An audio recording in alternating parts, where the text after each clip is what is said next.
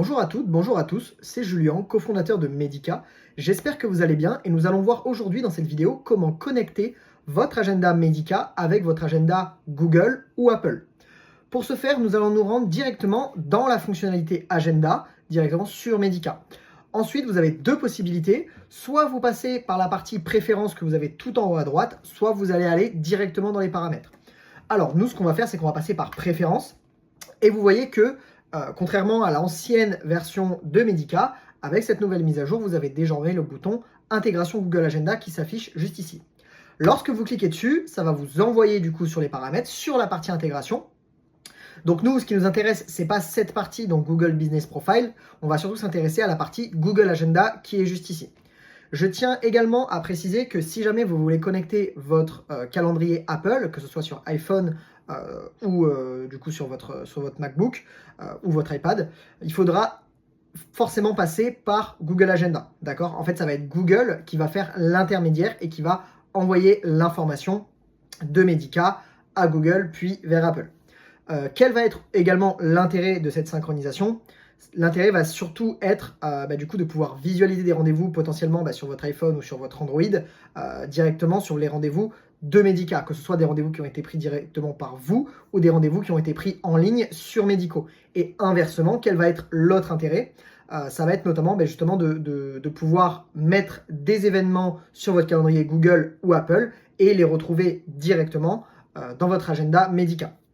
Alors, maintenant, on va se rendre du coup sur ce bouton « Connecter mon agenda à Google ». Ça va vous envoyer sur une fiche et vous allez vous connecter avec le compte Google que vous souhaitez connecter tout simplement. Donc moi, directement, j'ai été connecté, j'avais plusieurs comptes qui étaient possibles.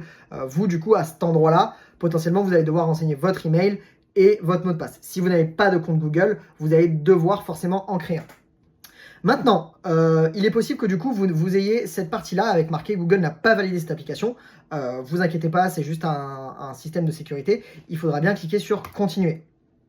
Maintenant, vous allez avoir la partie de synchronisation et il faudra cliquer tout simplement sur « Continuer ».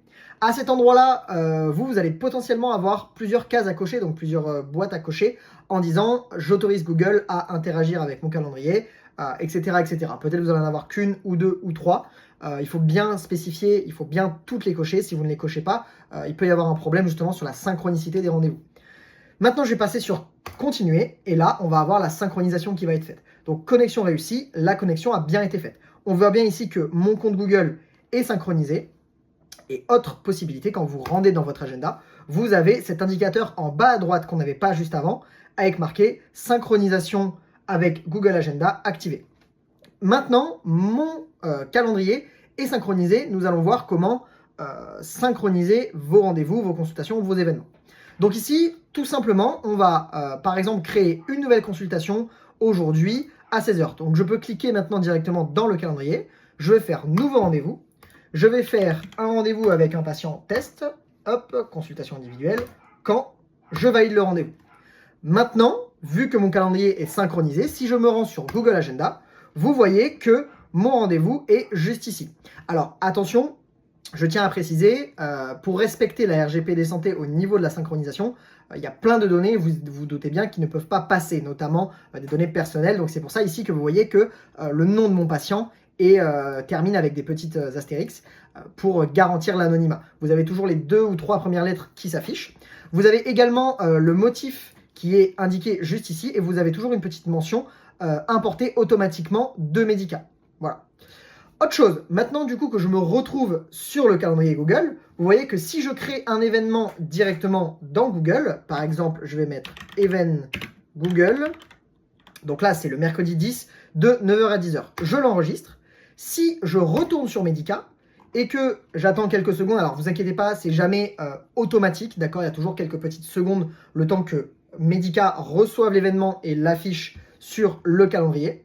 Donc mon rendez-vous va sûrement arriver vers là, je crois que c'était initialement prévu à 10h.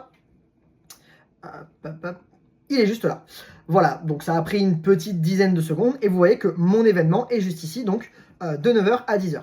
Cet événement Google, vous voyez que moi j'ai la possibilité dans Medica ensuite de le modifier tout simplement, si je veux le laisser en tant que tel. J'ai également la possibilité de le transformer en rendez-vous. Imaginons du coup que vous souhaitez bloquer un rendez-vous directement sur Google. Vous avez la possibilité de faire, par exemple, de choisir. Et là, on va dire par exemple que je transforme cet événement Google en bilan ergo. Donc forcément, mon bilan ergo dure 2 heures. Donc là, ça va faire de 9h à 11h. Je passe à quand, je valide le rendez-vous. Et là, mon événement s'est transformé en consultation pour test de 9h à 11h. Maintenant que nous avons vu tout ça, nous allons passer sur la partie synchronisation Apple. Une fois votre calendrier, votre agenda Medica synchronisé avec Google, vous allez pouvoir faire la synchronisation Apple.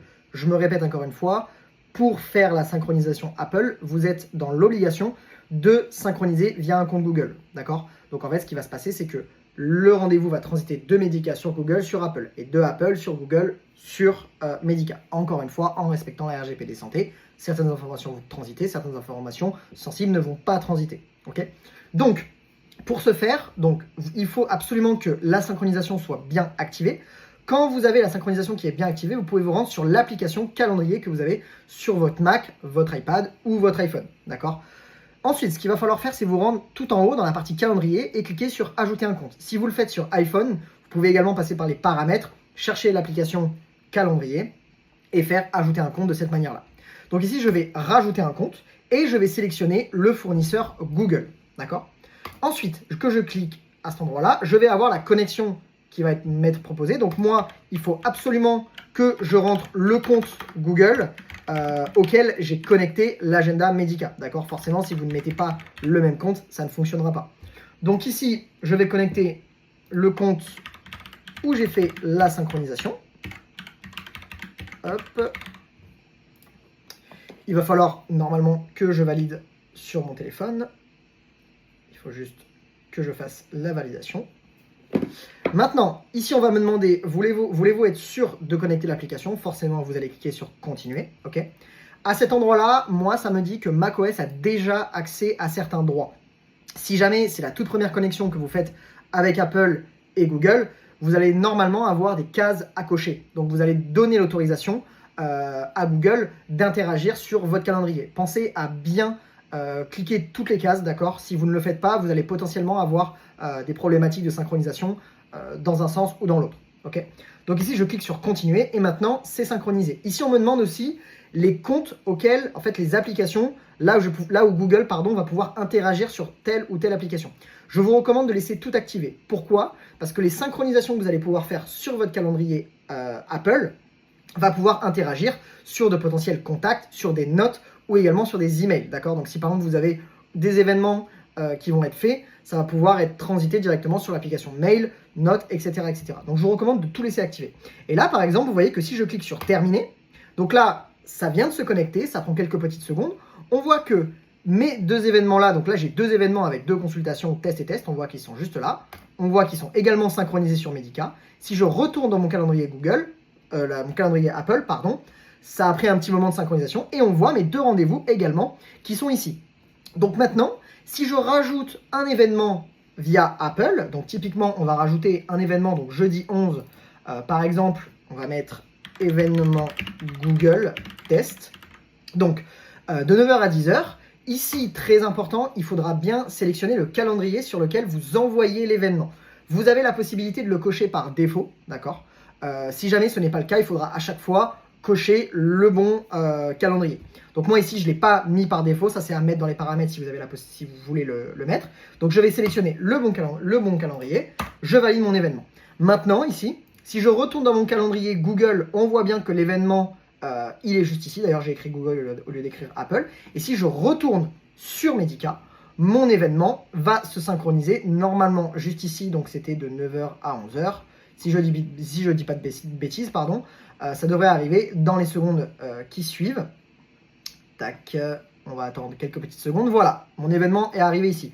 Je tiens à le préciser, ne vous attendez pas à ce que ce soit instantané. Instantané, ça prend toujours quelques petites secondes, le temps que l'événement transite sur Google et arrive sur Medica. Okay? Donc on retrouve mon événement juste là. Et là maintenant, imaginons du coup que je fasse la même chose dans l'autre sens. Donc que de Medica, je prenne un rendez-vous par exemple à 13h, donc je vais prendre un nouveau rendez-vous avec voilà, test Apple, cabinet de Cosso, hop, consultation individuelle, je clique sur quand, je valide le rendez-vous. Donc là, mon rendez-vous sur Medica a été prévu donc de 13h à 13h45. Sur Google, on voit que le rendez-vous, il est prévu juste là, donc de 1h à 1h45.